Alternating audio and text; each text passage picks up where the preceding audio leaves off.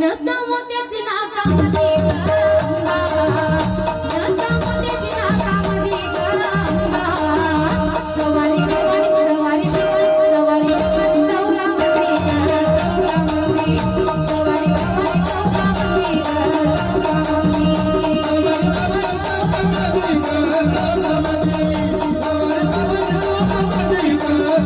जसा वारानुसार आपण भगवंत बदलत राहतो, म्हणजे एखादा व्यक्ती आहे त्यामध्ये सोमवार आला की आपण भजन काय करतोय, शंकराला माझा, महादेवाला माझा, शंकराला माझा, महादेवाला माझा आवडते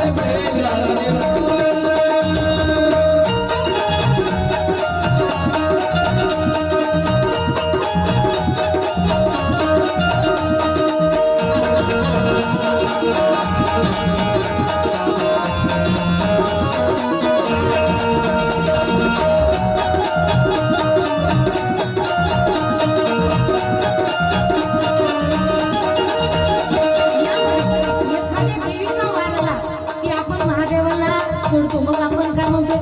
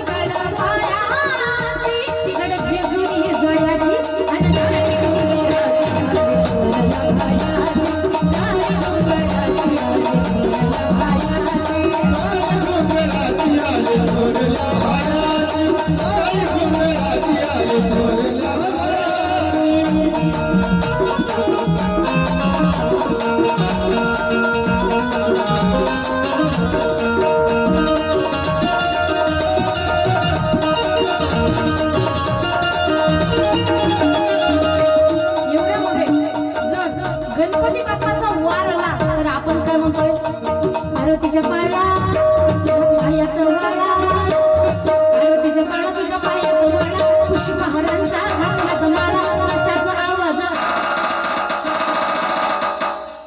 ताशाचा आवाज,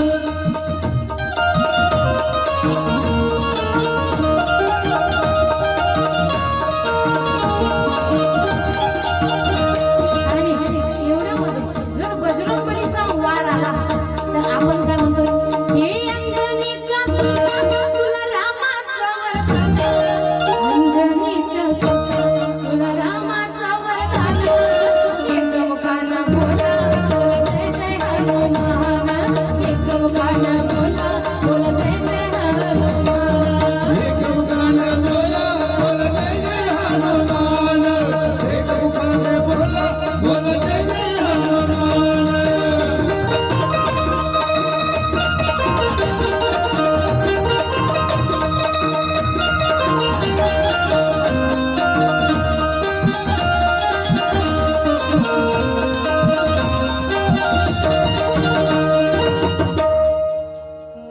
अशा प्रकारे 7 दिवसाचे 7 वार आपण 7 देवी देवतांना देऊन टाकलेले आहेत. सोमवार आला म्हणजे महादेवाची भक्ती, रविवार आला म्हणजे खंडोबाची भक्ती, एकादशी आले म्हणजे श्री विष्णूंची भक्ती, विठ्ठलाची भक्ती आणि बाकीचे संकट चतुर्थी आली म्हणजे गणपती बाप्पाची भक्ती आणि जयंती आली म्हणजे ज्या त्या देवाची भक्ती. आता बघा आपल्या शास्त्रामध्ये एवढे देवी देवता आहेत, मग एवढ्यापैकी मानावं कुणाला आणि ठेवावं कुणाला? तर याचं सगळ्यात मोठं उत्तर म्हणजे माना सर्वांना, परंतु जेव्हा आपण नामस्मरण करतोय तेव्हा कोणत्याही एका देवाचं, ज्यांना आपण लहानपणापासून आराध्य मानत आलेलो आहोत, त्या भगवंताचं आपण नामस्मरण करायचं आहे. आणि अशा प्रकारे एखादा जर व्यक्ती म्हणत असेल की अरे मी दत्तात्रेयजींना मानतोय, परंतु मी हरी विठ्ठलाला मानत नाही, मी श्री विष्णूला मानत नाही, मी त्याला म्हणत नाही, मी त्याला म्हणत नाही, तर दत्तात्रेयजी कुणाचा अवतार आहे? तर म्हणतात त्रिगुणात्मक त्रिमूर्ती दत्त हा झाला, त्रिगुणात्मक त्रिमूर्ती दत्त हा जाना, 3 ब्रह्मा विष्णू महेश तिघांनी मिळून जो अवतार घेतलेला आहे त्याला दत्तात्रेय अवतार असं आपण म्हणतोय. 24 अवतारांपैकी एक अवतार आहे.